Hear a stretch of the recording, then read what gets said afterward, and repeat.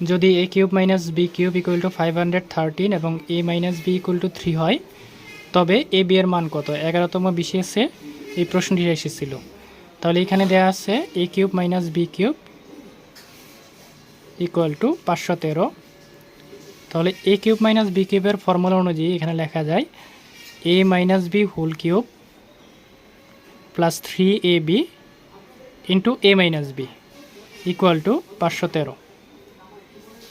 বা এখানে a minus b এর ভ্যালু দেওয়া আছে 3, তাহলে এটাকে লিখতে পারি 3 cube plus 3ab into 3 equal to 513। তাহলে এখানে 3কে কিউব করলে চলে আসে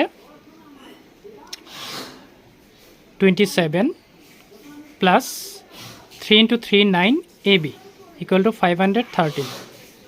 তাহলে এখানে 9ab রেখে দিয়ে 27টা ওই পাশে মাইনাস আকারে নেওয়া যায়, 513 মাইনাস 27। তাহলে এখানে চলে আসে 9ab ইকুয়াল টু 513 থেকে 27 মাইনাস করে দিলে 7 8 9 10 11 12 13 6, 1টা নিচে চলে আসবে, 2 আর 1 হচ্ছে 3, 11 থেকে 3 গেলে 3 4 5 6 7 8 9 10 11 8 চলে আসে এবং এখানে 1 চলে আসবে, that means 486। 9ab equal to 486। তাহলে a bটা এই পাশে রেখে 486কে 9 দ্বারা ডিভাইড করে দিতে হবে। 9 দ্বারা ডিভাইড করে দিলে 486